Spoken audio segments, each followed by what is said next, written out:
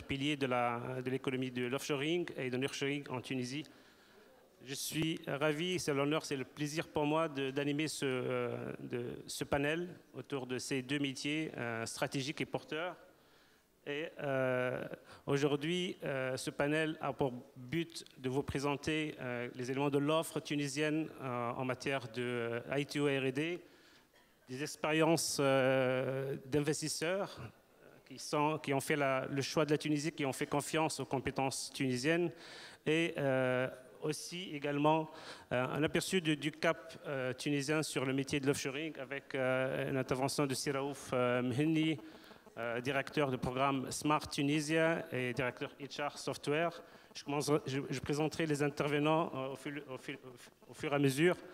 Pour ma part, je suis directeur associé au sein du cabinet BDO et j'ai eu la chance de participer à des missions d'études stratégiques pour le gouvernement tunisien dans la stratégie nationale de l'offshoring, la stratégie nationale industrielle à horizon 2016, l'étude d'attractivité de la FIPA sur les créneaux de l'économie de savoir. Je remercie la FIPA pour cette occasion. Je salue d'ailleurs toute l'équipe FIPA ici présente. Alors, je commencerai à... J'étais ravi d'ailleurs hier d'apprendre auprès de l'équipe de FIPA toute la dynamique enregistrée sur ces deux créneaux-là, sachant qu'auparavant, cette dynamique-là, elle était bien présente il y a bien une dizaine d'années avec l'émergence de centres R&D, de centres ITO, avec les centres ST Microelectronics, Ardia, Sagem et autres. Et là, aujourd'hui, nous avons une nouvelle vague d'investisseurs de différents profils et une nouvelle dynamique, en fait, qui s'est créée même durant les 4 dernières années post-révolution. Alors, aujourd'hui, j'accueille dans ce panel M. Raouf Mhenni, directeur du programme Smart Tunisia et directeur de HR Software. Il a une grande expérience de métier de l'offshoring. Et il va parler des facteurs qui ont changé la donne sur l'offre tunisienne en matière d'ITO et R&D.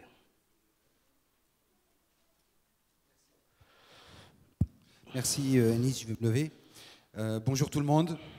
Merci à la FIPA pour l'opportunité, comme tous les ans, de traiter du métier de l'offshoring.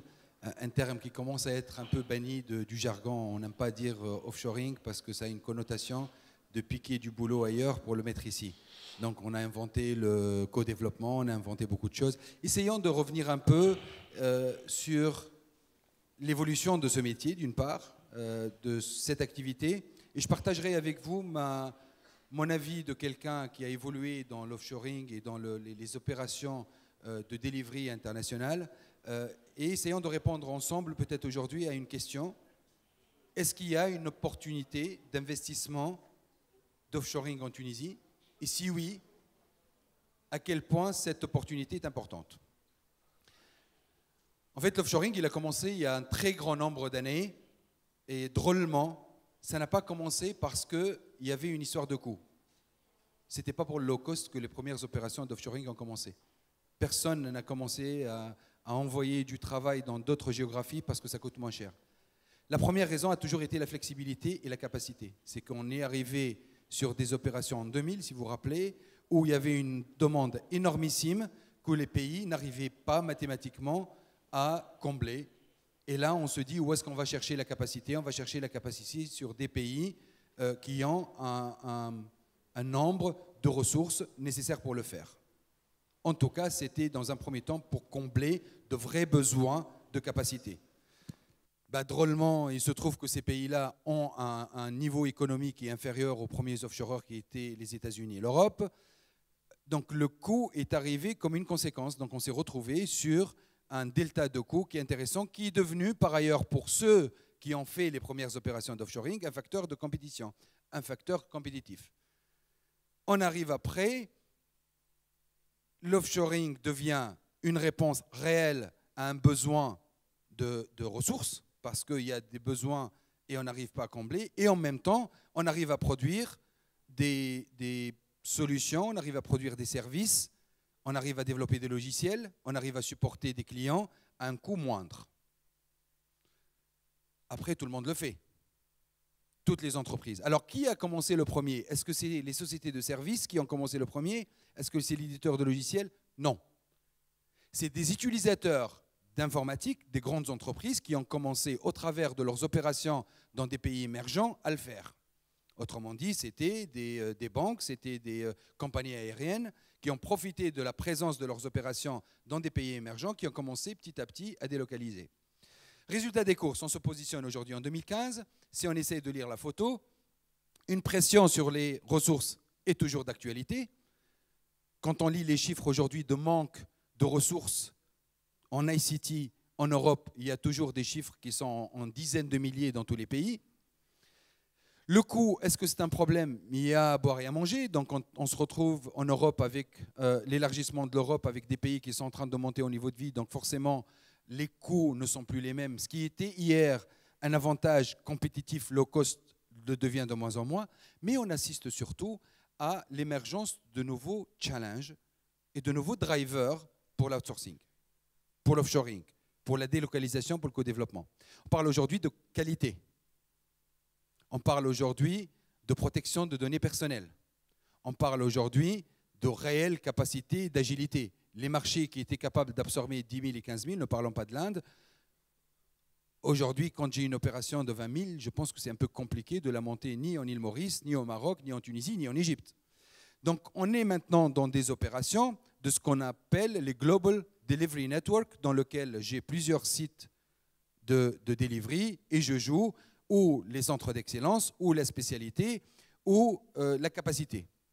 Et c'est là où on se dit, la Tunisie dans tout ça se positionne où? Et je pense que mes chers amis qui vont intervenir tout à l'heure nous donneront chacun sa propre expérience. Je vais parler de la mienne. La R&D est un mot qu'on utilise systématiquement pour tout ce qui est développement. Moi, je vais aller sur deux grandes familles d'offshoring pour simplifier. Il y a ce qu'on appelle l'ITO et il y a ce qu'on appelle le BPO. Donc l'ITO, ça peut inclure la R&D, qui est le développement de logiciels, qui est la maintenance informatique, qui est le service rendu, et le BPO, qui est le traitement de process en utilisant l'outil informatique, qui soit voix ou données. Restons aujourd'hui sur la partie ITO, qui nécessite généralement des compétences intrinsèques informatiques, d'une manière vulgaire, ce qu'on appelle ICT, télécom et informatique.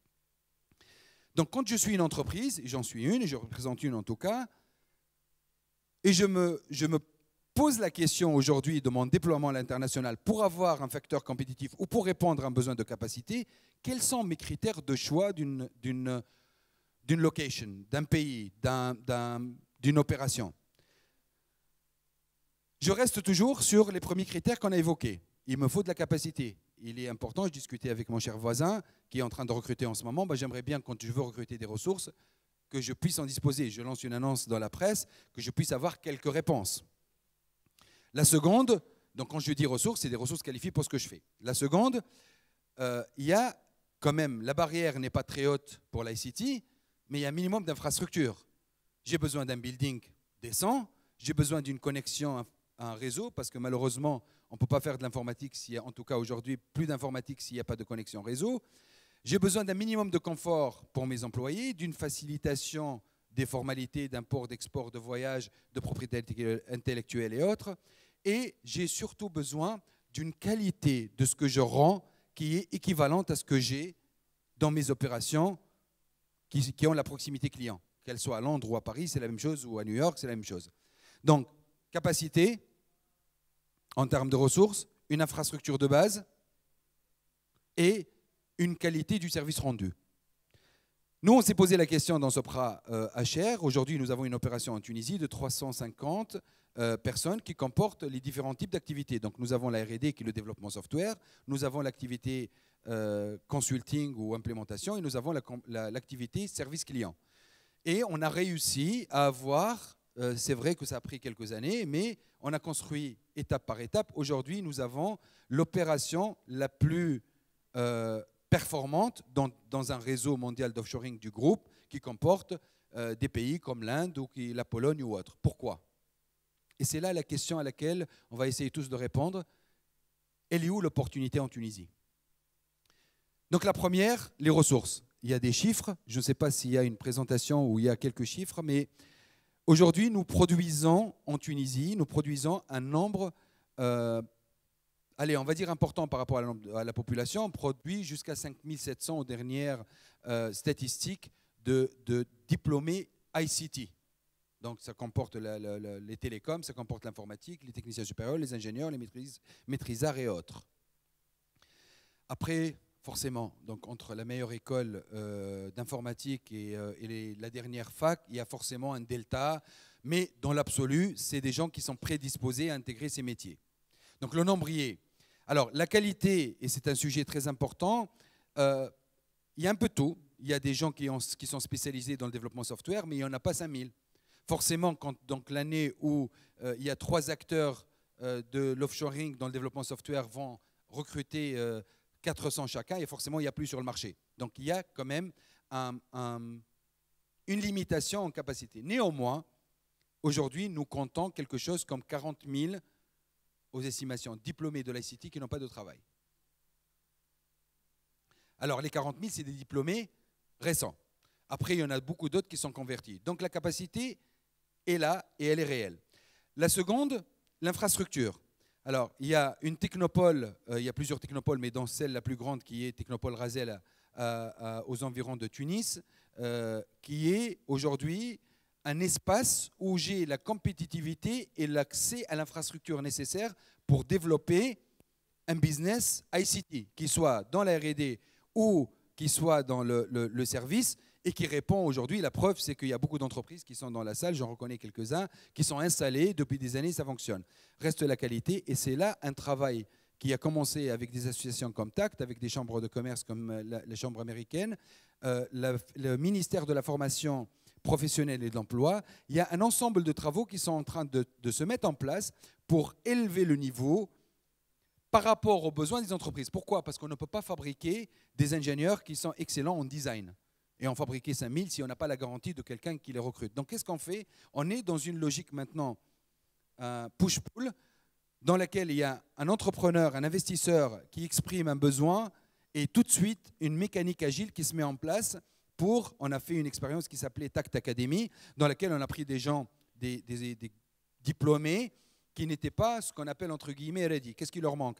Il y en a quelques-uns qui leur manquent le français, d'autres qui leur manquent 3 mois de Java, une autre partie. Donc ce qu'on a fait, c'est qu'on a pris l'ensemble de ces diplômés et on les rentrés dans un programme qui les a rendus au bout de 3 mois, 6 mois ou 9 mois opérationnels. Finalement, j'ai la capacité, j'ai le low cost qui est un fait. Je ne vais pas vous parler du time zone et du fait qu'on est à 1 heure de Paris. Je pense qu'on n'a aucun mérite à ce qu'on soit à 1 heure de Paris, mais c'est surtout le boulot qui est fait là-dessus. L'opportunité existe. Comment je la rends attractive pour un investisseur qui pense à le faire? Alors, je vais peut-être évoquer des sujets de controverse, mais j'espère qu'on aura des questions-réponses et de l'interaction. On se retrouve quand même sur une géographie où on n'est pas les seuls en Tunisie à pouvoir penser sur l'offshoring. D'autres le font. Donc on s'est réveillé après la Révolution en disant zut, il y a Casa Shore et Fès Shore et Marrakech. Donc le concept des technopoles est un concept vieux comme le temps, parce qu'on l'a commencé en Tunisie il y a 15 ou 17 ans, mais sauf que les exigences augmentent, et forcément celui qui a fait la technopole l'année dernière, il a des bâtiments meilleurs, parce que les matériaux entre-temps se sont améliorés, l'accès Internet s'est amélioré, et ainsi de suite. Donc on se retrouve avec des voisins qui sont l'Égypte avec Smart City, et la Casa Nearshore, et on s'est dit, pour être compétitif, vu que nous avons les avantages qu'on a énumérés, il va falloir ou mettre 10 ans pour construire la méga technopole ou considérer toute la Tunisie comme une technopole. Et c'est là, je pense, que ce sujet mérite 2 secondes qu'on s'arrête et qu'on y parle. Alors, certes, je construis une technopole, l'investisseur il vient, il ramène ses laptops, il met ses employés, il plug, il fonctionne. Mais dans une zone, entre guillemets, que j'ai toujours appelée, pas un ghetto, je ne vais pas utiliser ce terme, mais une zone délimitée géographiquement. Est-ce qu'on est tous capables de parier que dans 10 ans, l'informatique va être délivrée dans des bureaux? Je ne sais pas. Aujourd'hui, tous les surveys disent que le remote work et le travail de la maison vu l'avancée des télécoms, on le voit dans les surveys en Europe, en France en particulier, ça monte. Donc dans 10 ans, est-ce qu'il y aura ou pas, je ne sais pas. 2. C'est Raouf. Sidi. Désolé de vous interrompre, mais peut-être vous allez peut-être enchaîner sur les facteurs différenciants de l'offre tunisienne, justement. Oui. Pour être... Vous voulez m'arrêter pour qu'on revienne? Je pense que... Il ne faut pas me donner un micro. Hein. Mais c'est les atouts différenciants pour faire la Tunisie, comme vous l'avez bien dit, comme la grande technopole, quoi. Tout à fait. En fait, l'idée, c'est de dire, et je vais enchaîner sur Smart Tunisia pour partager avec vous ce que c'est que Smart Tunisia. Donc, en se disant qu'un développement durable, ou ce qu'on appelle le Sustainable Development, c'est de faire à ce qu'un investissement qui est fait par l'État puisse profiter à tout le monde.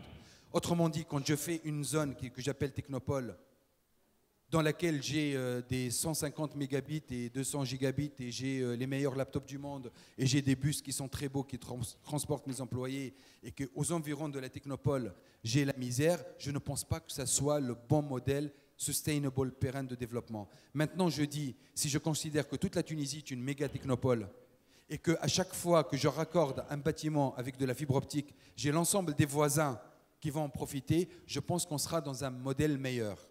Donc, les avantages qui sont traduits par un investissement de l'État, et là je ne vais plus citer les pays, qui sont un investissement pour encourager, je peux donner le même investissement sur tout le pays. Et c'est de là que l'idée de Smart Tunisia est née. Et d'ailleurs, pourquoi le nom de Smart Tunisia? Globalement, pour vous faire la démonstration mathématico-financière, quand un pays construit une technopole, il va mettre 5 milliards sur la table, il va construire des bâtiments, raccorder les bâtiments avec du haut débit et l'offrir à un investisseur à un prix qui va être inférieur à ce qu'il puisse trouver en dehors. Et ça s'appelle une incitation financière pour l'investissement. C'est ce qui se trouve dans tous les modèles de technopole du monde. Ben nous, on s'est dit, tout bâtiment qui va obéir à des règles de sécurité, de construction, et de fonctionnalité, il est raccordé avec les moyens télécoms, peut être sujet de cette subvention. Donc, au lieu de la construire dans un endroit, on se dit que vous pouvez avoir votre programme offshoring à Sidi Bouzid, à Gafsa, à Sfax, à Tunis ou à Sousse, c'est la même chose. Le delta que vous pouviez avoir dans le cadre d'une technopole, vous allez pouvoir l'avoir n'importe où en Tunisie. L'avantage financier qui est le coût du mètre carré, au lieu qu'il soit à 140 dinars le mètre carré, ben la subvention, elle va être dans le cadre du Smart Tunisia à la moitié, de manière à ce que vous puissiez être sur la même logique de compétitivité comme si vous étiez dans une technopole. Qu'est-ce qu'on gagne? Flexibilité. On n'a pas de problème d'attendre 5 ans pour construire la technopole parce qu'aujourd'hui, des bâtiments, il y en a.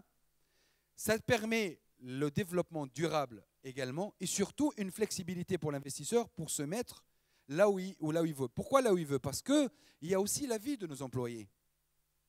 Il y a aussi le côté vivre en ville. Aujourd'hui, il y a des gens qui préfèrent, personnellement, l'entreprise que je représente, on est au lac. Finalement, on est très content. Il y a le plus grand nombre de restaurants centimètres carrés. Et les petits jeunes, ils font de l'afterwork. Et voilà, donc c'est un environnement total. Donc ne pensons pas uniquement à comment je fais la productivité une fois que je suis dans le bureau, parce qu'on sait tous, vous comme moi, que la productivité vient aussi d'un bien-être qui va au-delà des 7, 8 ou 9 heures que je passe au bureau. Donc Smart Tunisie est un programme qui est lancé dont l'objectif est d'être un point central, focal, unique, guichet unique, pour faciliter l'ensemble des formalités d'un projet d'investissement offshoring en Tunisie. Il a l'objectif de faire la promotion, faire connaître l'ensemble de ces incitations. J'en ai parlé il y a 2 secondes, j'ai parlé d'une seule incitation qui est cette compensation, mais on a d'autres qui sont la couverture des frais de formation, qui sont également l'aide à l'établissement. Donc la promotion, permettre et influencer l'ensemble des infrastructures nécessaires pour héberger, influencer et mettre en place les programmes de formation pour mettre les ressources nécessaires sur la workplace, et surtout, le plus important, être le partenaire de démarrage de n'importe quel investisseur en Tunisie dans le métier de l'offshoring. Réponse, l'opportunité, elle existe, elle est importante, et surtout, je pense qu'avec l'aide de beaucoup que je citerai, notamment l'association Intact, il y a également le réseau Infotica, on a pris en charge tous avec les différents gouvernements, parce qu'on en a eu quelques-uns, nous, en 4 ans, de travailler sur un modèle pérenne qui nous permet de promouvoir un gisement de ressources énorme. Je pense que le dispositif est là, l'opportunité, elle est là, elle est attractive, beaucoup d'entre vous vont en témoigner, mais surtout, on a mis en place maintenant les mécanismes qui rendent de ça transparent. On veut éviter qu'il y ait un passage d'un bureau à l'autre pour faire une démarche d'investissement. On souhaite, et on est en train de travailler dessus, à tout mettre sur le web. Les procédures, une transparence de type OpenGov, dans laquelle il y a une transparence totale par rapport aux institutions étrangères, investisseurs qui soient tunisiens ou étrangers. Merci, voilà. merci. C'est Raouf pour cet aperçu sur les éléments de l'offre tunisienne. Alors ça traduit tout l'environnement qui est en évolution sur les différents sujets d'environnement, d'offres territoriales, de promotion, mais également il y a tout un écosystème qui est en place, qui se consolide. Et je pense que je vais donner la parole à ces différents profils d'intervenants. La dynamique qu'on a constatée aujourd'hui, elle est portée par plusieurs profils. Il y a des investisseurs internationaux qui ont fait confiance à cet écosystème de talent et d'innovation. Il y a des compétences tunisiennes à l'international qui sont dans les circuits de décision, dans les multinationales, les grands donneurs d'ordre, et on a des expériences de retour qui ont pu apporter avec eux des savoir-faire qui sont actuellement en train de répliquer des expériences internationales en plus de la connaissance de l'environnement local. Alors c'est un large panel d'opportunités et je pense aujourd'hui on a un canal important qui est les compétences tunisiennes et étrangères. Il y a les investisseurs internationaux, sans oublier le tissu local d'entrepreneurs et de sociétés tunisiennes qui sont là encore avec des projets de développement, avec des donneurs d'ordre à l'international, qui sont de plus en plus tournés vers l'international. Alors, il y a d'autres éléments d'attractivité, je pense peut-être si Raouf peut-être peut relayer après sur le marché. Donc, ces investisseurs-là ciblent aussi bien le marché européen, mais aussi l'ambition de la Tunisie, c'est de devenir un centre régional pour exporter ces services-là sur la région EMEA, la région Nord, Middle East, Afrique et Europe. Alors, je commençais par présenter Madame Anne-Sophie Gambard, directrice du centre de R&D de IPAC Technologies. Je vais dire que c'est un concentré de savoir-faire. J'ai eu des discussions avec Madame Anne-Sophie. Ça regroupe plusieurs technologies variées dans le domaine de la R&D et qui servent des donneurs d'ordre internationaux.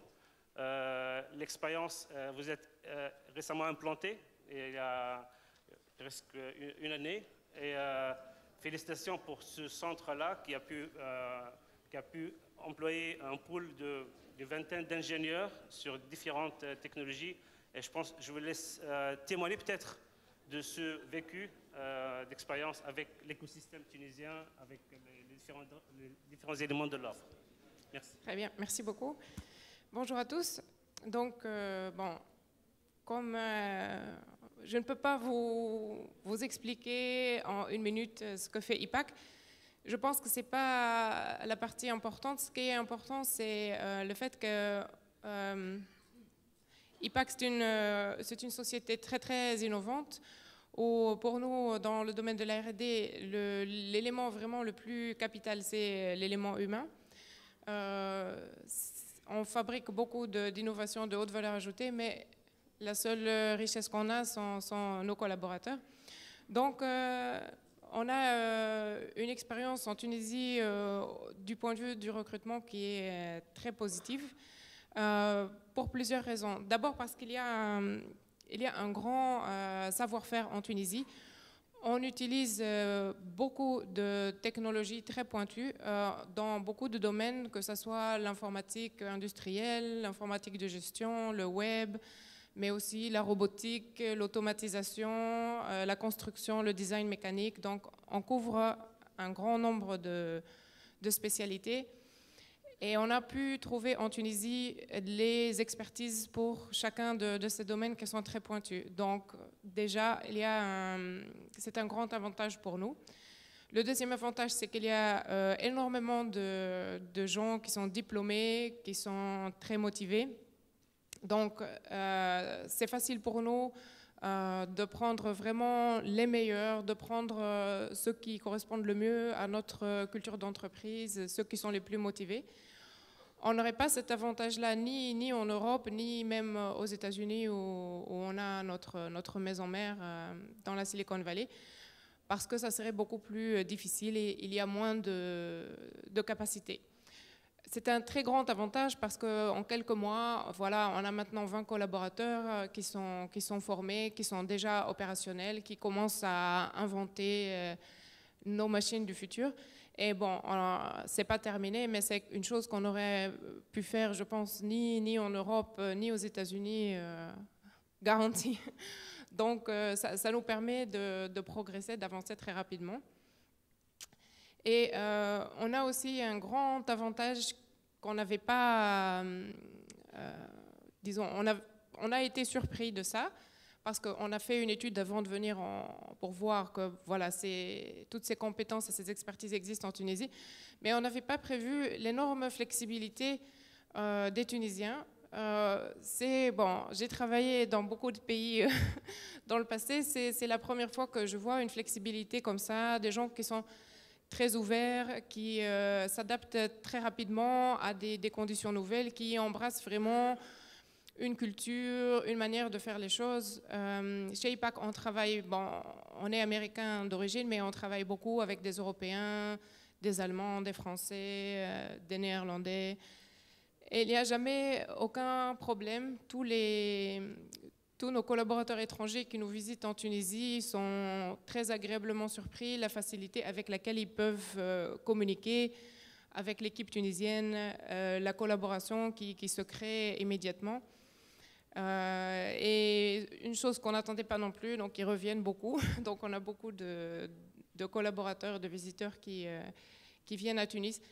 Ça, c'est un grand avantage aussi parce que ça permet également d'aller très vite, d'avoir un avantage compétitif réel parce qu'on n'a pas une grande barrière culturelle ou des réticences ou des choses comme ça. Donc vraiment, 3 aspects fondamentaux qui aident énormément une société de R&D comme nous, parce que tout le reste, on peut l'acheter, mais la compétence humaine, c'est vraiment très spécifique. Donc pour nous, une expérience très positive et vraiment, on est surpris par l'efficacité qu'on a eue jusqu'à maintenant.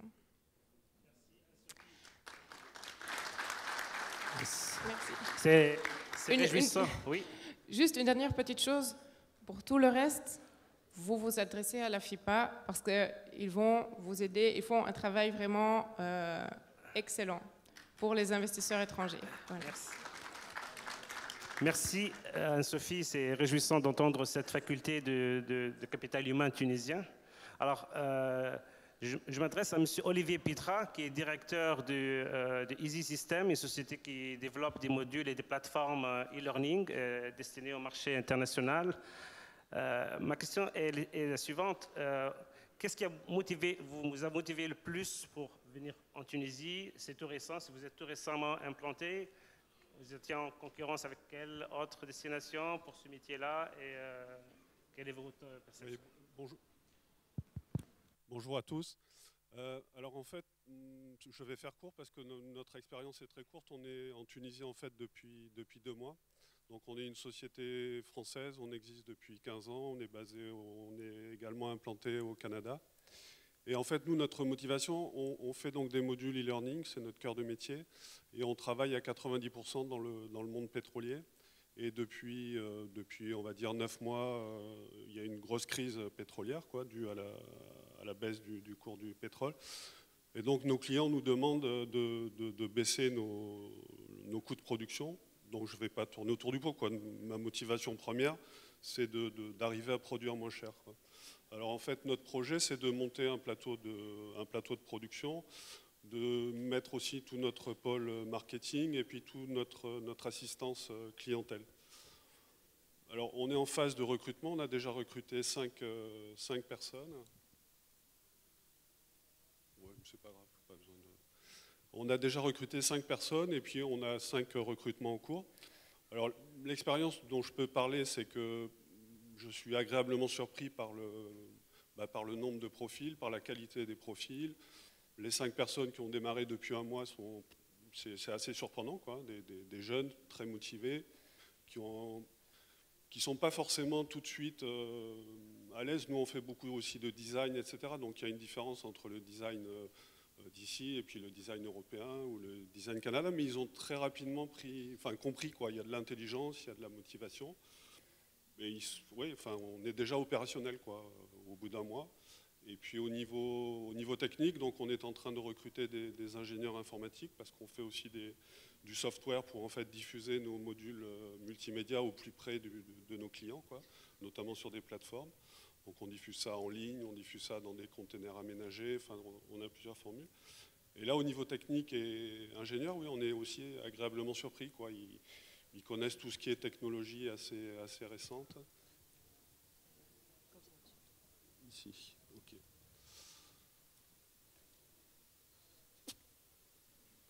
Ouais, donc voilà, enfin vite fait, quelques diapos bon, voilà les modules e-learning qu'on fait dans le milieu pétrolier, donc les moyens de diffusion qu'on pratique.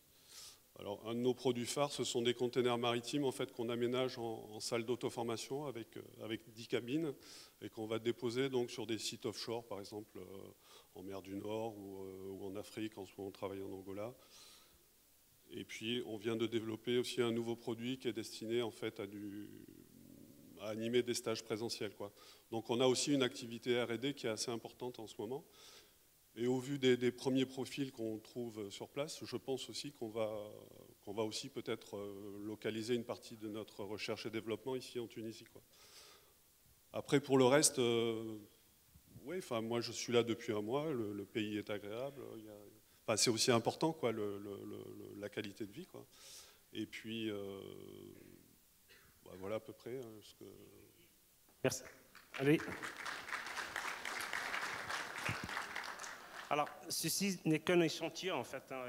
C'est deux métiers, ITO, R&D, et il y en a beaucoup plus d'autres opérateurs. Il y a d'autres... Ce secteur-là de l'offshoring apporte un large panel d'opportunités dans les métiers knowledge, dans les métiers R&D, ITO, et je pense qu'il y a même d'autres opportunités naissantes, telles que l'industrie du contenu. Alors, Walid, vous êtes un PhD Network, vous travaillez sur les couches de service pour l'opérateur Bouygues Télécom et développement de services de contenu. Est-ce que vous pouvez nous éclairer sur ces opportunités-là? Quel type de compétences on aurait besoin pour le développer? Ok, merci Nice. En fait, je suis mandaté pour décomplexer les entrepreneurs aujourd'hui. Parce que d'habitude, lorsqu'on se retrouve devant un investisseur, c'est vrai qu'on vend du rêve, mais on essaie de cacher ça. On dit oui, c'est réalisable, etc. Aujourd'hui, ce que je vais essayer de passer, c'est que on peut vendre du rêve et le dire à l'investisseur. Oui, c'est du rêve, ce que je suis en train de vous démontrer. Donc, je vais commencer par un petit... Si ça marche. Donc, avec un petit jeu, est-ce que vous savez ce que c'est? Là. Bien sûr, vous m'envoyez ça par mail et je fais un jeu concours. En fait, on peut passer peut-être l'audio pour un petit indice, si c'est possible. Contrainte de temps là parce que ouais. Parce qu'on se tient à... Donc si c'est possible...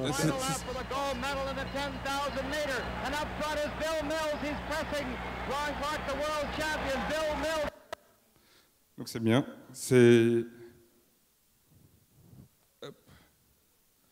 En fait, c'est juste le début de la matrice hexadécimale de cette image-là, ce que vous avez vu sur le slide d'avant.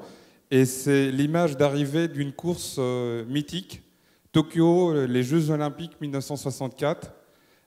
Gamoudi Outsider, un Tunisien, était premier jusqu'à la 10 secondes avant l'arrivée. Il se fait dépasser par Milk et ils vont battre Clark, qui était le favori, le recordman de l'époque. Tout ça pour dire que C'est vrai qu'on a des infrastructures qui passent des centaines de gigas.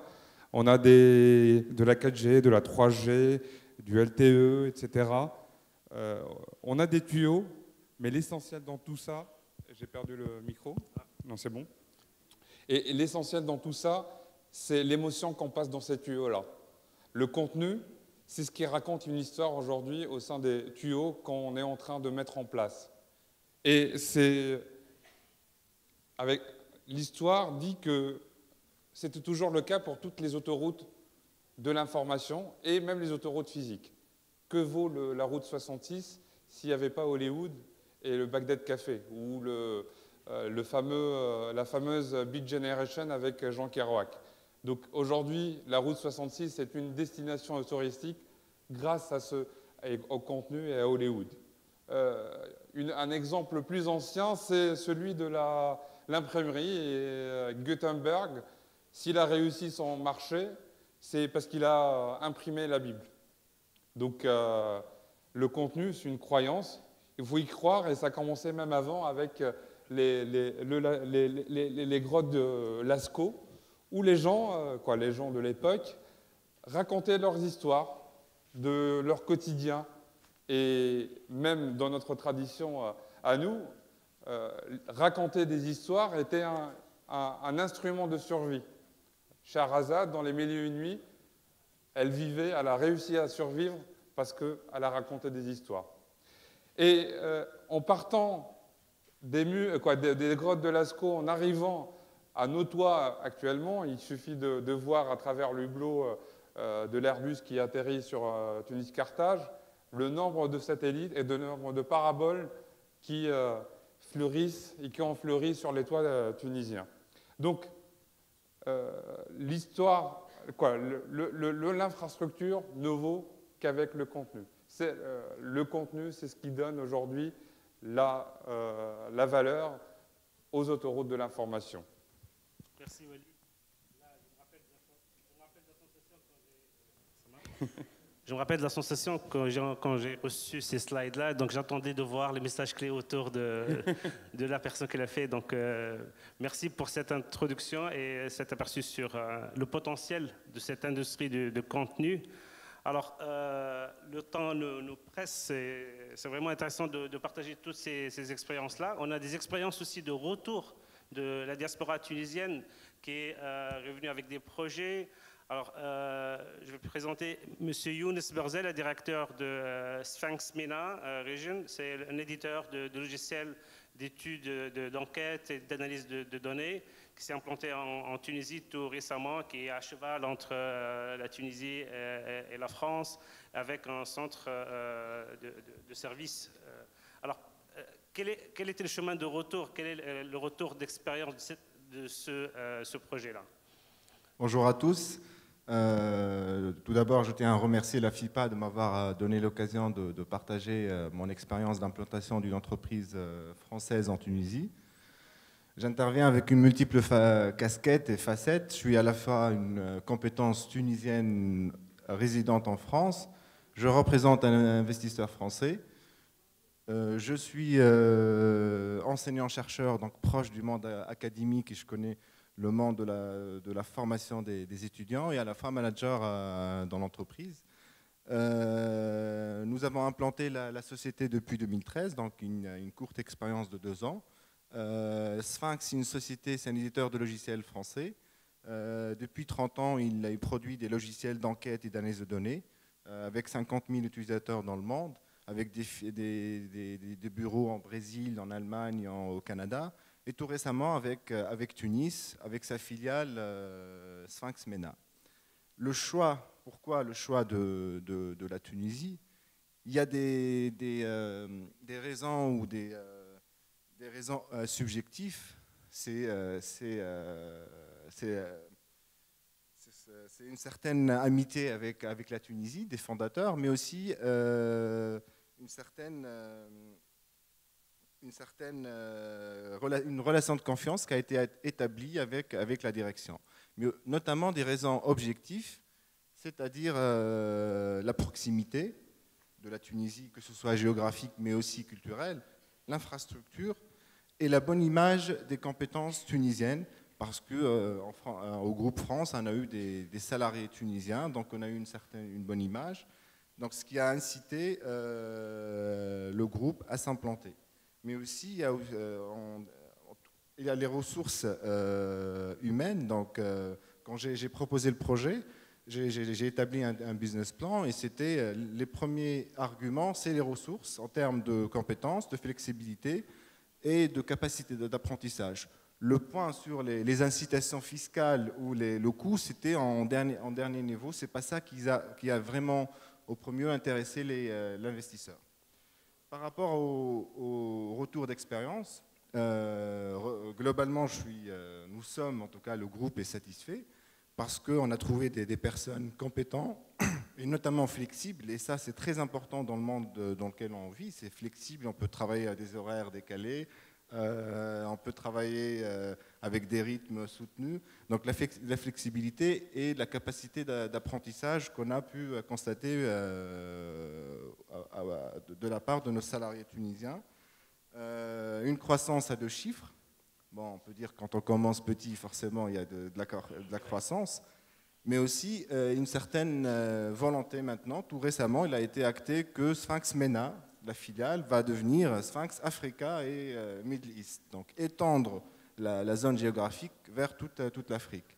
Et avec 2 ans d'expérience, je peux témoigner que il y a certainement des difficultés, il y a des choses à améliorer, mais je peux témoigner d'un bonne environnement de travail avec notamment des gens compétents et flexibles. Voilà. Alors, toujours est-il, c'est toujours un échantillon de compétences tunisiennes à l'international. C'est un véritable atout de l'offre tunisienne, comme vous pouvez le constater. Je suppose qu'il y en a peut-être d'autres dans la salle qui sont là pour des opportunités de projet ou autres.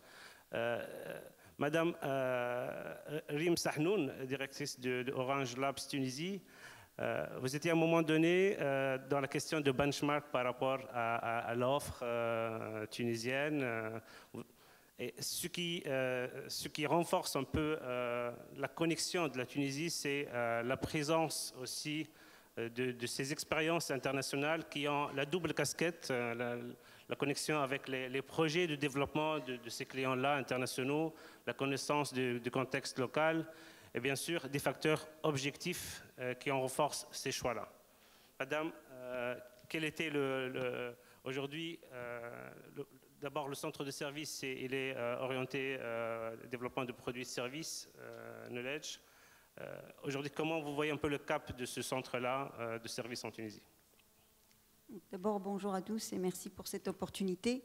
Je représente le groupe Orange, qui est présent un peu partout dans le monde, plus de 20 filiales dans la zone Afrique et Moyen-Orient et d'autres filiales en Europe. Donc le groupe Orange l'enjeu de développer l'innovation un peu partout dans ces pays, puisqu'on croit que c'est un vrai différenciateur et créateur de valeur. Donc, en particulier, nous avions l'enjeu d'internationaliser nos équipes, d'internaliser nos compétences et puis d'accélérer l'innovation dans ces pays. Donc, en fait, on a réalisé une étude effectivement de comparaison entre la Tunisie et le Maroc pour ouvrir notre dernier centre international et le plus jeune en 2011. C'était juste après la Révolution et je vous assure, ça n'a pas fait peur à Orange. Donc, on a fait cette étude de comparaison entre le Maroc et la Tunisie et avec l'aide précieuse de la FIPA. On a fait à cette époque-là d'abord une visite au Maroc, parce que malheureusement les voyages étaient interdits en Tunisie juste après la Révolution. On a vu les technopoles, justement, au Maroc. Et en venant en Tunisie, on a vu aussi les technopoles, mais on a beaucoup insisté sur les compétences. On est allé visiter les écoles d'ingénieurs. On était vraiment rencontré Subcom, l'INSAT et bien d'autres. Et on a démontré cette capacité de la Tunisie de s'ouvrir sur le monde extérieur et toutes ces compétences-là. Et bien heureusement, Pour toutes ces raisons-là, nous avons décidé de s'implanter en Tunisie en créant la filiale Sofrecom Tunisie du groupe Orange et qui héberge ce centre international. Donc voilà, je vais peut-être passer sur... Si je peux passer sur les slides suivants. Donc, suite à ça, nous avions eu beaucoup de challenges. Donc, comme j'avais dit, d'accélérer l'innovation dans les pays. Et aujourd'hui, on est déjà, au bout de 3 ans, on est déjà 140 experts, architectes, aussi des chefs de projet, des softwares et des intégrateurs, des software développeurs et des intégrateurs, ce qui nous a permis aussi de récupérer des responsabilités de bout en bout.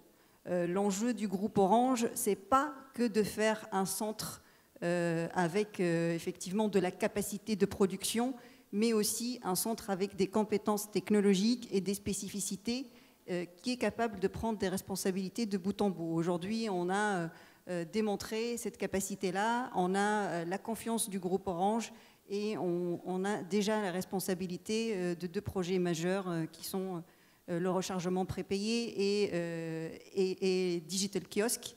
Et il y en aura, j'espère, bien d'autres sur lesquels nous serons responsables de bout en bout. Merci. Voilà. Merci. Aussi, je voudrais juste un petit mot pour dire que grâce à cette première expérience de Nearshore avec Sofrecom Tunisie, Sofrecom Tunisie s'agrandit aussi et puis diversifie ses activités et a l'ambition de devenir un centre de Nearshore d'excellence en Tunisie. Voilà. Merci, merci. Alors, les expériences sont riches et variées. Et pour en finir, je pense avec ces expériences-là, ça confirme en fait que l'écosystème qui est en place se consolide, que chacun apporte sa pierre à l'édifice et nous avons encore on va dire des ressources qui ont monté des projets start-up. Ça démontre toute cette dynamique d'entrepreneuriat. Alors, Asma Brini, vous êtes directrice d'un projet start-up dans l'infogérance, dans le business advisory aussi, autour des métiers IT. Et je vais laisse présenter rapidement cette expérience-là. Oui, merci pour cette invitation également. Donc, je suis Asma Brini. Qui suis-je? Je suis docteur de l'Institut de recherche d'informatique de Toulouse. Et puis, j'ai travaillé plus d'une 15aine d'années à l'international, notamment en France, en Afrique et en Europe. J'ai beaucoup travaillé dans les banques et dans les assurances, l'industrie et le média. Et ensuite, en fait, après la Révolution également, comme un peu tout le monde, je me suis dit, c'est le moment jamais de servir, entre guillemets, mon pays d'une façon ou d'une autre. Et c'est là où, avec des partenaires et des relations à l'étranger, j'ai été beaucoup encouragée pour monter cette structure en Tunisie.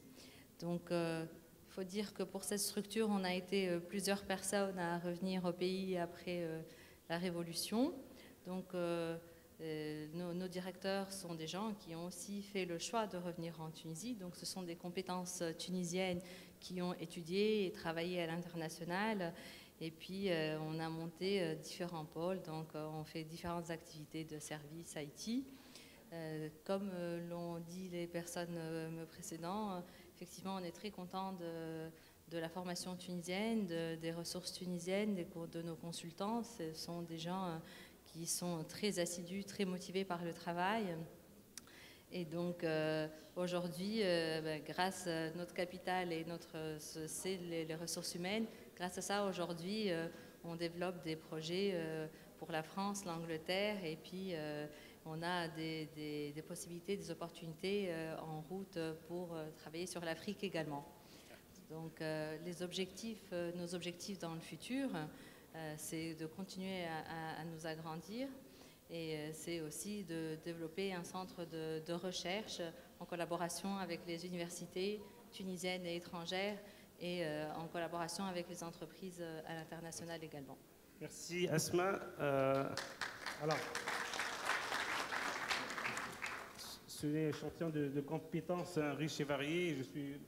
Je vais demander à la salle peut-être que les Tunisiens, les compétences tunisiennes qui sont à l'international, de lever leurs doigts. Peut-être qu'il y en a beaucoup ici, je ne sais pas, qui lèvent leurs doigts. Voilà. Okay. Il y a bienvenue à Tunis et Inch'Allah, de nouvelles opportunités. Alors, je vais laisser quelques minutes, dommage pour la salle, pour des questions-réponses autour de ce panel en fait, de facteurs de différenciation de l'offre tunisienne.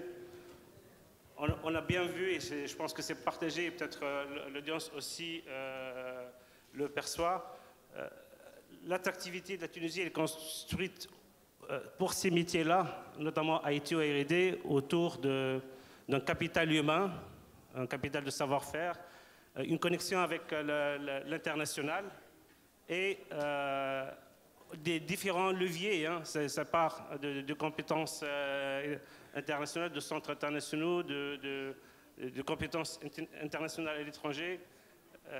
Est-ce qu'il y a des questions dans la salle? Alors, je prendrai peut-être les salles.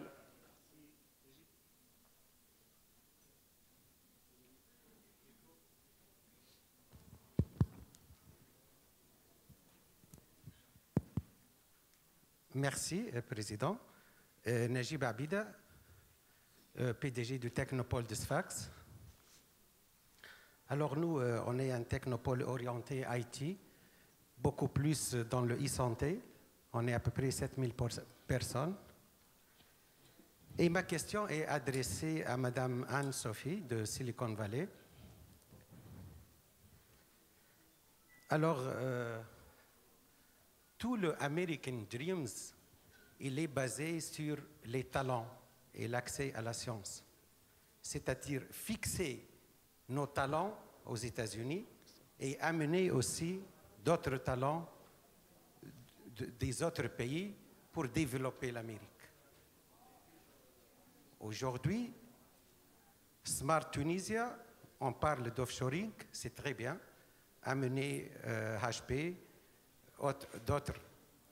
Mais ce que nous souhaitons faire aussi, c'est à travers ces talents qui sont en Tunisie et qui sont très accessibles, d'après ce que M. Raouf Mhenni nous a présenté, est-ce qu'il n'y a pas lieu d'amener des first movers pour créer cette culture entrepreneuriale et ce écosystème qui ne prend pas forme? Parce que le vrai développement, et là, moi j'étais le numéro 2 du Technopole Gazelle de 2002 jusqu'à la Révolution. Après la Révolution, je suis à Sfax. Et notre challenge, et c'est ce qu'on essaie de faire à Sfax, de changer les traditions. Les investisseurs qui achètent des oliviers ou des bâtiments pour les louer, on est en train de les amener à des labs. La question, s'il vous plaît. Donc la question, est-ce qu'il n'y a pas lieu d'amener des first movers qui un petit peu encouragent les jeunes à créer leur vraie start-up? Merci. OK. Oui, bon, tout à fait. Sophie, on va prendre une ou deux questions, après je donne. Alors, monsieur. Merci. Une question et une réponse.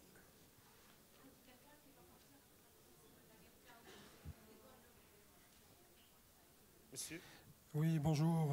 Mourad Beraja, président fondateur du réseau méditerranéen d'investissement et de développement d'entreprises.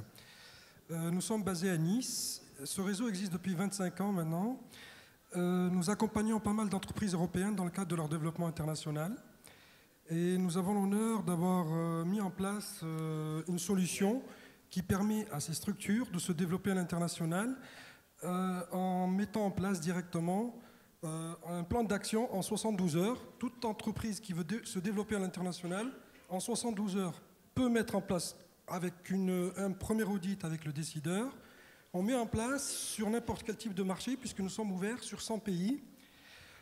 Cette solution, nous allons la présenter donc aux différentes chambres de commerce et d'industrie françaises. On va commencer par la chambre de commerce. Je vous invite également à courter la question, parce qu'on voilà, a une contrainte de temps assez pesante. Effectivement. Et donc, ma première question, puisque, à part ce que nous faisons, nous accompagnons donc différentes sociétés à travers le monde, en particulier en Tunisie. Donc, j'ai des sociétés, par exemple, de Sofia Antipolis, la Silicon Valley européenne, qui cherchent à délocaliser. Vous parlez d'offshoring, de nearshoring. Il y a des process aujourd'hui à mettre en place. Et malheureusement, l'écosystème n'est pas encore assez développé aujourd'hui en Tunisie pour pouvoir rassurer ces sociétés qui veulent externaliser leurs services ici en Tunisie.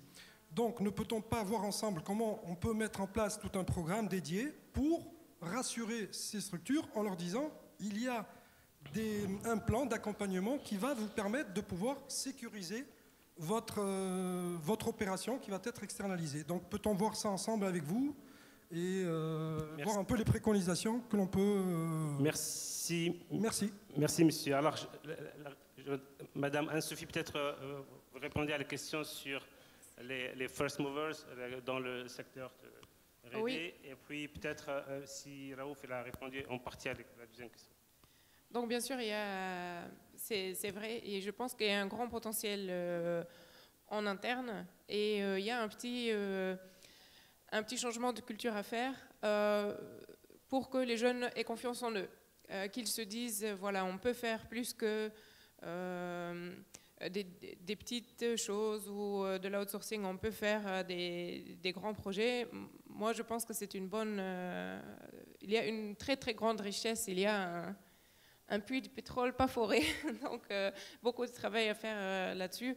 C'est un peu aussi l'avantage d'avoir des investisseurs étrangers qui apportent un peu cette dynamique, qui donne un peu confiance, qui montre qu'on peut faire des grands projets d'innovation en Tunisie. Merci. Alors, par rapport à la deuxième question, je pense que si Raouf a dressé un tableau en partie des éléments de l'offre tunisienne, le développement de l'écosystème, et en fait, il y a des choses peut-être à ajouter sur ce programme d'appui, notamment Smart Tunisia ou autre. Merci. En fait, je vais prendre deux secondes pour parler du programme en général, enfin au moins 2 ou 3 points différenciants. Et moi, j'ai toujours apprécié c'est smart de venir dans des séminaires comme ça parler de son entreprise. J'ai toujours fait ça. C'est magnifique. Donc, l'écosystème, monsieur, c'est l'écosystème. Smart Tunisia, c'est un catalyseur. Donc après, moi je vous dis, il y a, je ne sais pas qui est-ce qui a cité HP, ils ont des programmes de support de leurs utilisateurs au Canada, et on a de la biotech en Tunisie. Je ne pense pas honnêtement, et je le dis avec beaucoup de lucidité, que l'écosystème est immature. Ce n'est pas vrai.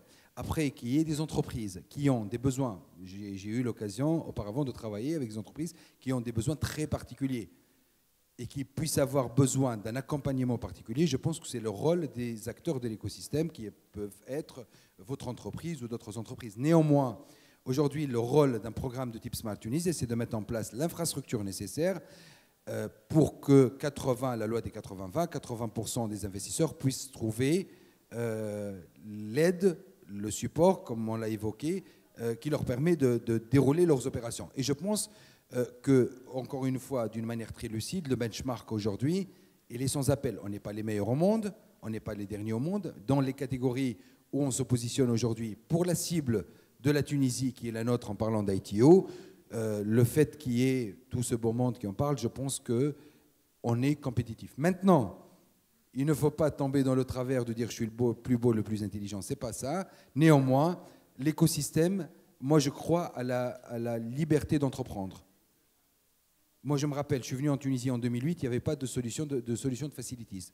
Donc, on a pris des locaux et on a engagé nous-mêmes des femmes de ménage, on a engagé nous-mêmes. 3 ans après, on a reçu des offres quand on a lancé une consultation, 6 réponses d'entreprises bien organisées pour faire le facility management. Donc, je pense qu'il y a une offre et une demande. Smart Tunisia, où le rôle, c'est réguler tout ça, l'encourager, mais surtout pas orienté, on a parlé tout à l'heure du rôle de ce type de programme. On n'est pas en compétition avec des compagnies advisory, on n'est pas en compétition avec des compagnies d'aide et de support à l'investissement comme la vôtre. On est plus promoteur et surtout régulateur de manière à faire à ce qu'un écosystème se développe. Mais on ne peut pas être de l'écosystème nous-mêmes. Voilà, j'espère que j'ai répondu à votre question, mais je suis très heureux de passer du temps avec vous pour comprendre et en parler. au timing du panel. Je pense qu'on est en dépassement et j'invite toute l'audience à partager l'expérience avec tous les panélistes et nous serons heureux d'échanger après le panel. Merci beaucoup, merci pour votre attention et je cède la parole à l'équipe FIPA pour la suite du panel. Merci beaucoup.